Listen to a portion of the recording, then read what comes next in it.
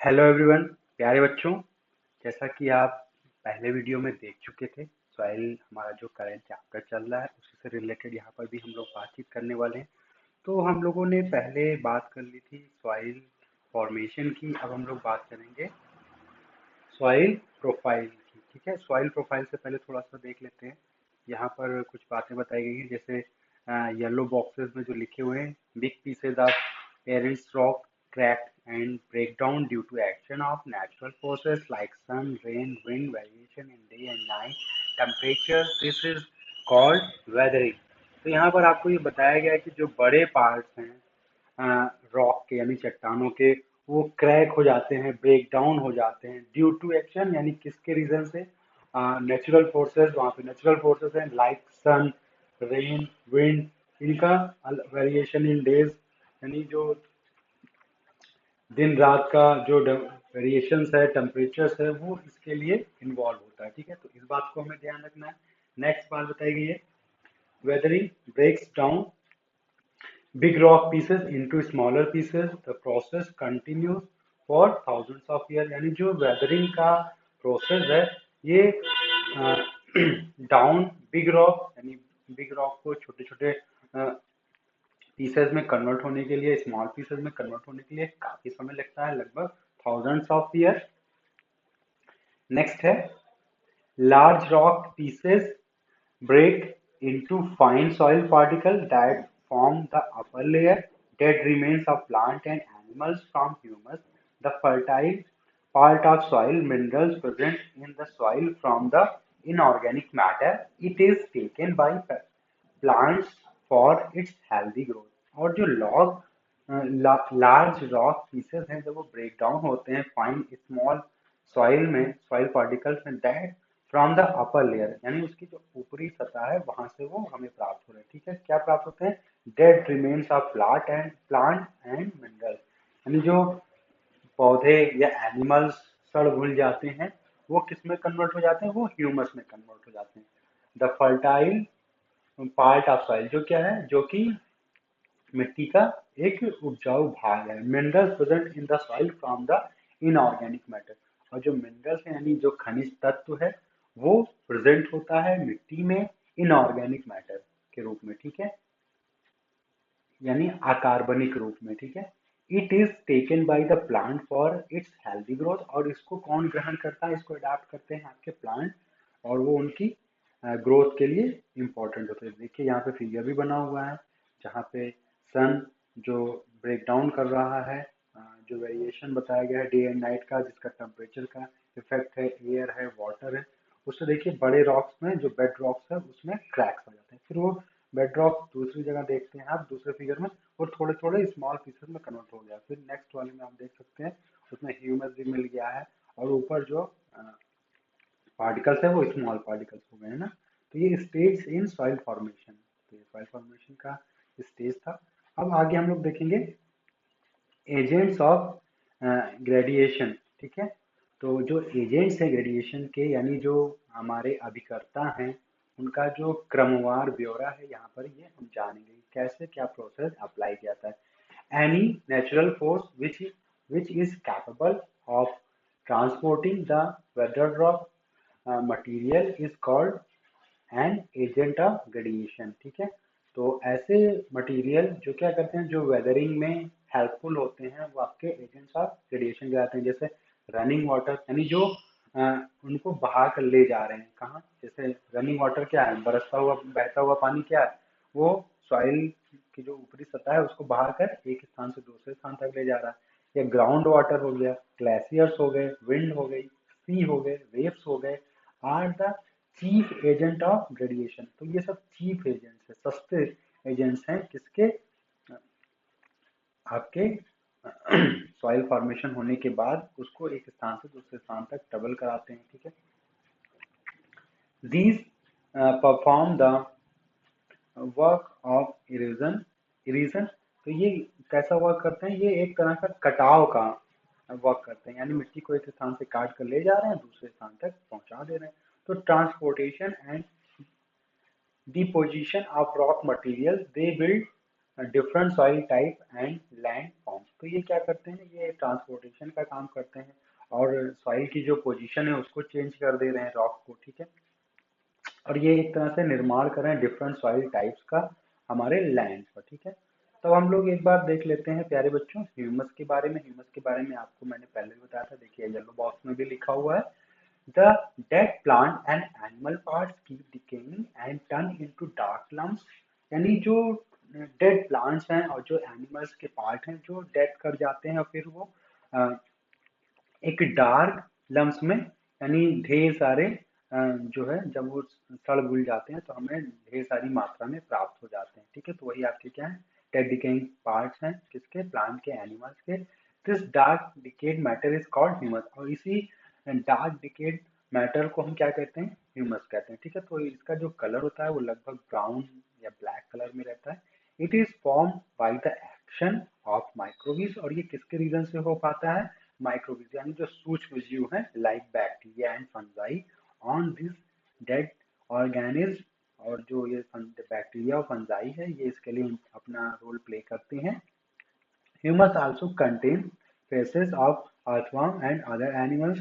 Humus make the soil fertile as it is rich in organic matter. It increases the aeration and water holding capacity of the soil.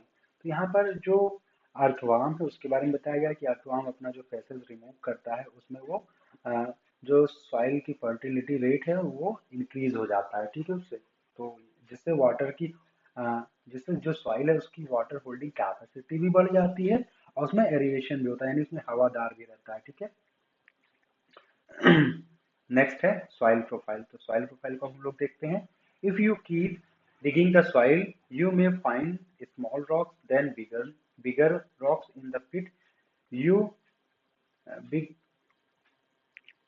प्यारे बच्चों हम लोग यहाँ पर ये देख रहे हैं जो सॉइल प्रोफाइल में जब हम किसी प्लेस पर कोई एक गड्ढा खोदते हैं तो हम देखते हैं पहले छोटे छोटे पार्ट्स होते हैं सॉइल के, फिर धीरे धीरे बड़े बड़े पार्ट्स आने लगते हैं। जैसे आप देखते होंगे आपके घर में अगर कहीं जो बोरिंग का काम होता है, जब बोरिंग का काम होता है जैसे नल की बोरिंग आप कराते हैं तो वहाँ पे आप ये चीज़ देख पाएंगे बहुत ही आसानी से। You will find only rocks and no soil, वहाँ पे आप केवल रॉक्स भी एक स्टेज में पाएंगे, सॉइल नहीं मिलेगी। It is very hard to dig into small rocks with a spade. This layer of rock under the soil is called bedrock or parents rock। जो सबसे नीचे की जो रॉक है वो क्या कहलाती है, बेड रॉक कहलाती है या पेरेंट्स रॉक कहलाती है। The soil is composed of distinct layer. तो यहाँ पे सॉइल की जो लेयर है उनकी बात की गई है। It can be observe while laying the foundation of building और व्हाइल डिगिंग ए वेल, ठीक है। The vertical section of the soil from the surface down to the bedrock showing individual layer is called soil profile। यानी यहाँ पे जो अलग अलग soil की जो लेयर है इंडिविजुअल उन्हीं की बात की जा रही है, तो वो बेडरॉक जो शो हो रही है उनको बताया जा रहा है, ठीक है। These layers are often of different color and texture। तो जो लेयर्स हैं अलग अलग उनका अलग अलग कलर होता है, उनका अलग अलग बनावट होती है। These layers are referred to as horizons। और ये कौन से क्रम में होते हैं, जैसे क्षितिज यहाँ पे लिखा हुआ है तो क्षितिज मतलब कि ऊपर से जब नीचे की ओर आते हैं हम, ठीक है। जैसे यहाँ पे देखिए फिगर बना हुआ है ना, ये फिगर जो बना हुआ है सबसे पहले टॉप सॉइल है, फिर सब सॉइल है, फिर वेदर रॉक है, फिर बेड रॉक है। तो बेड रॉक ये सब क्रम वाइज है, ठीक है, हॉरिजेंटल है। तो ए typical soil profile shows 4 distinct layer. तो यहाँ पे टिपिकल सॉइल जो प्रोफाइल होती है वो 4 लेयर्स में होती है। सबसे पहले क्या है, टॉप सॉइल और ए हॉरिजन। तो ए हॉरिजन क्या होता है, this is the uppermost layer which is dark in color containing organic matter, the humus। It is soft and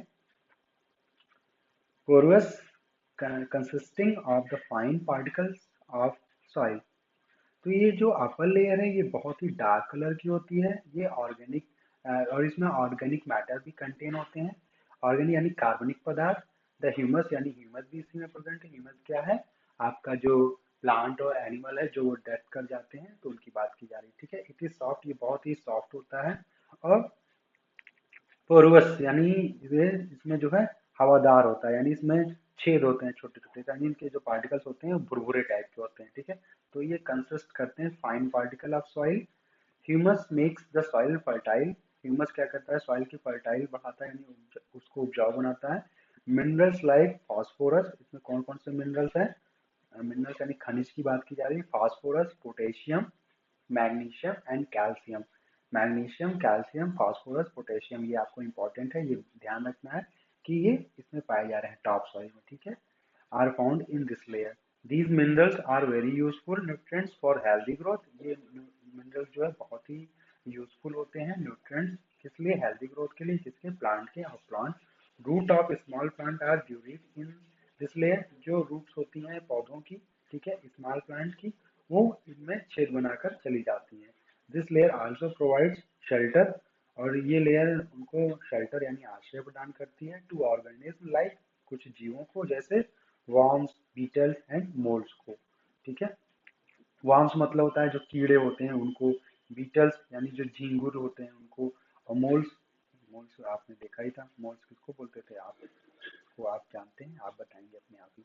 तो अब हमारा जो नेक्स्ट पेज है उसको मैं एक बार ओपन कर लेता हूँ।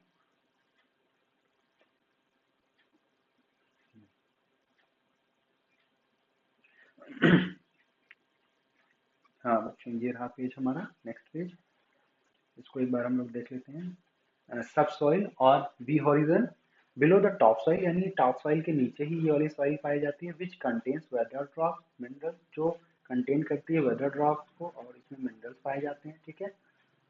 यानी जो अपक्षय हुई जो रॉक है, इसमें छोटे छोटे रॉक के पार्टिकल होते हैं। सिल्ट एंड क्ले, सिल्ट मतलब जो होता है जो तलहटी होती है, यानी जो नीचे की, और क्ले यानी जो चिकनी मिट्टी है उसकी बात की जा रही है। क्ले मॉडलिंग वाला काम आप लोग स्कूल में करते हैं ना अशोक सर के साथ। It is generally coarse and is rich in minerals that have been washed down from the top layers. Subsoil is poor in humus, so it is lighter in color. It provides mineral to plant with deep root. और जो ये वाली layer है B horizon, इसमें क्या है, इसमें आपका ह्यूमस एब्सेंट है, जिसके रीजन से इसका कलर क्या है, लाइट है।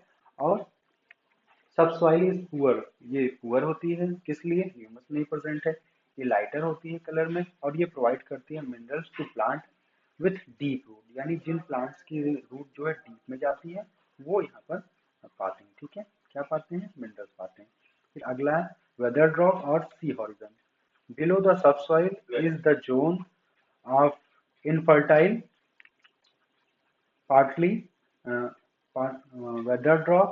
It does not contain any humus and is not fertile. यानी जो सी हॉरिजन है इसकी बात की जा रही है, ये सब सॉइल के नीचे का जोन है, ये इनफर्टाइल है, यानी ये उपजाऊ नहीं होता है, ठीक है। ये पार्शली वेदर ड्रॉप, ये क्या है, वेदर ड्रॉप ही है एक तरह से देखा जाए। It does not contain any humus, इसमें किसी भी प्रकार का ह्यूमस नहीं पाया था, एंड नॉट फर्टाइल, ये उपजाऊ भी नहीं होती। This layer is the first stage in the soil formation, ये लेयर जो है फर्स्ट स्टेज है सॉइल फॉर्मेशन का process, and इवेंटली from the upper two layers, और जो हमारी लास्ट में जो दो लेयर थी उनके बाद का ये, उनसे पहले का ही स्टेप है ये, ठीक है। अब नेक्स्ट है बेड रॉक और पेरेंट्स रॉक और डी हॉरिजन। जो डी हॉरिजन है उसको हम पेरेंट्स रॉक भी कहते हैं या बेड रॉक भी कहते हैं। ये आपकी फोर्थ लेयर है, कंसिस्ट ऑफ अनवेदर्ड, यानी यहाँ पे जो अक्षय जिन चट्टानों का नहीं हुआ रॉक का वो होते हैं। नॉन पोर्सलस, यानी इनमें किसी भी प्रकार का कोई हवादार नहीं होते हैं। And impervious parents rock, this is known as bedrock, और इसी को हम बेडरॉक कहते हैं। This layer provides as a base to other three layer, ये जो ऊपर की जो थ्री लेयर थी ये उनका बेस है, ठीक है, इन्हीं पर वो टिके हुए हैं। The soil forming materials are derived from weathering of this layer. तो जो भी और चट्टाने हैं, जो सॉइल है आपकी, जो और मिट्टियां हैं, वो इसी से ड्राइव हुई है, यानी इसी से सब बनी हुई है, ठीक है। लेकिन क्या है, जो टॉप सॉइल थी उसमें ह्यूमस भी मिल गया था, सेकंड वाले में ह्यूमस नहीं मिल पाया था, थर्ड वाला जो था उसमें भी ह्यूमस नहीं मिल पाया था, इसलिए कलर का डिफरेंस आप देख पा रहे थे। अब यहाँ पर एक्टिविटी लिखी हुई है, तो इस एक्टिविटी को आप देख सकते हैं।